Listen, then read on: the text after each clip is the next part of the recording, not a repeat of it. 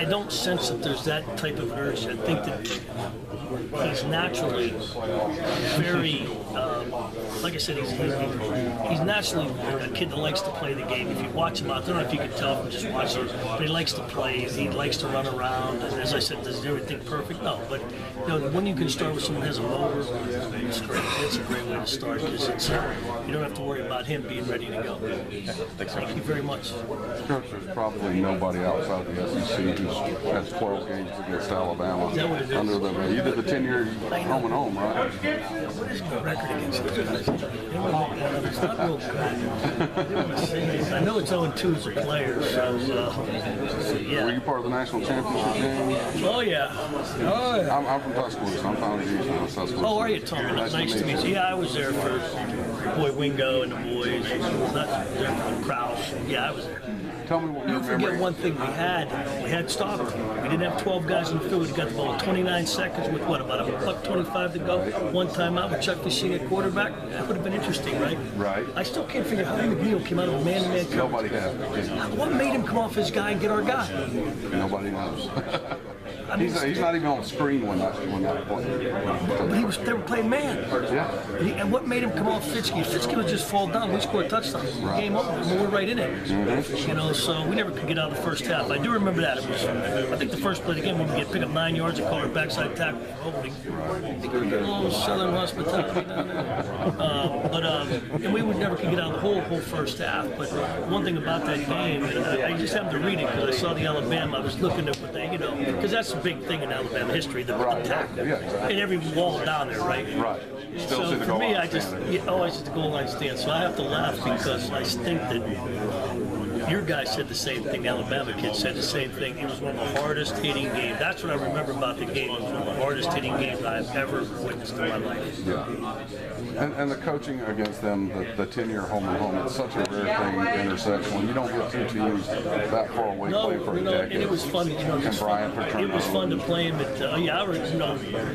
It was funny because back in the days, and the players, I don't think do it as much now at the world because I'm not a player anymore. But back in the days, the players would all get together. So you'd go out with the Alabama kids and you'd meet up with them, and you'd all go out together, get to know each other, tell stories about each coach and stuff. It was fun to go down there because of playing in Birmingham, and then you play in Tuscaloosa, and then I always get a chuckle out of I know Coach Materno tells a story. He never called him Barry, he called him Paul, or Coach Brian. It was never, it was one or the other. And he said he got a call from Coach Brian. Coach Brian asked if he could shut down could he get the state police to shut down Route 322 from Harrisburg when he was coming to State College. And Joe said, geez, Coach, I don't think I can do that. And you know what Coach's answer, Coach Brian's answer was, he said, why, Joe, I can do it down here. Just a little story for him. Right. And then you got... I didn't mean to get off on that tangent. Okay. Just talking Alabama. It's okay, we enjoy it, Coach. Enjoy it. Little history there. Yeah, and then you got to coach against the Saban era, I guess twice, with the last two there. Yes. So you've bridged quite a gap there. I've seen, I know Nick well, seen him, know his coaching career pretty well, and I know he went from down here in West Virginia to Kent State. Not many people know that from there where he went, and so he's I think he's interesting because Nick, by trade, is a defensive coach. Very defensive mind. I know he still coaches in the secondary all the time. He coaches in the secondary. He coaches what he calls dividers. He's always talking about dividers. So I do know that he's a secondary defensive coordinator. Right. What do you think of when you think of Alabama football? You go to the perspective to from me, 30,000 feet. Yeah, to me, it's the great tradition. The way they play the game, it's always when they come to play. It's always a good game. It's the sportsmanship's good on both sides. You don't see many cheap shots. You just see good hard-nosed football. And I know when I say that, people look at me a little bit funny, but if I use the term old school, it would be because I'm wrong. Right. You know what I mean? They're still doing things the old way. They're coaching football the way, you know, I mean, Nick has a philosophy. The Alabama program has a philosophy. And I think it all develops. You know, obviously, I think Coach Bryant instilled that and still carried on today.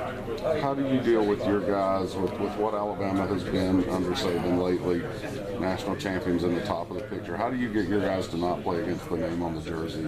Well, you know, you always have to talk about you're not playing the name, you're playing the game. And Right. so that's one of the things that they have to get over. You as a coach have to get them to understand that, hey, you know, we're just going to play a good football team against a good team, and that should excite you. Right. You know, and so we're looking forward to that challenge, and it's obviously going to be a big one, but you know, our guys are excited to get to play them, and it's a chance for us to see how we can compete against a pretty, you know, team that's ranked number 2 in the country right now, and has been, you know, when they won the national championship, what is it, how many, 2 of the last 5 years, or whatever it is, so 3. So, you know, I've seen them before. You know, they took it to us in 10 and 11. Pretty good. Right. Coach, Thank you very much, Coach. Is that what you needed? Yes, sir. Or history buff on that? Yeah. Yeah, you love that stuff, yeah. You know, you ruined my day when you brought up the 79 game. Why did you have to do I was that? there. I was about 14 years old. I was there. I had a better seat than you. okay, Coach, I know you weren't here last year, but we're approaching the end of the third week of camp and starting to look to the regular season. Do you think we have most of our defense in?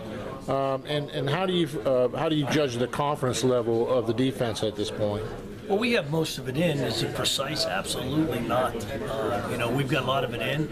Now we'll go back and start over again and piecemeal it again and try to get better. We've got to. And every time you start to put a lot of different things in, there's going to be mistakes. But we want to get it in, get it exposed, get it on tape, coach off of it, and then we'll go back and make corrections and pick and choose where we go from there. I mean, where are we right now? We're in the middle of preseason practice where every other team is. You know, there's a lot of complaining and everybody's banged up, and that's everybody in the country. And everybody in the country is fighting through this time of year. We seem to you seem to see a lot of confidence level raised a little bit here on the team. Do you see that on the field? Well, I think so. You know, there's an ebb and flow to doing this as you've been in it long enough. You know, there's days the offense has you, there's days you have one ahead of them, and so there's some days you come off the field, I feel good. And like, you know, yesterday was a tough day for us. I come off the field, and oh wow. And so you go through the ebb and flow of preseason, and I think that you know. I think from a coaching standpoint, you know, it's you want your offense to do well, you want your defense, and you're going to have that. As long as we're competing against each other, getting better, we make mistakes, we correct the mistakes, and hopefully you won't make those mistakes again. Thanks, Coach.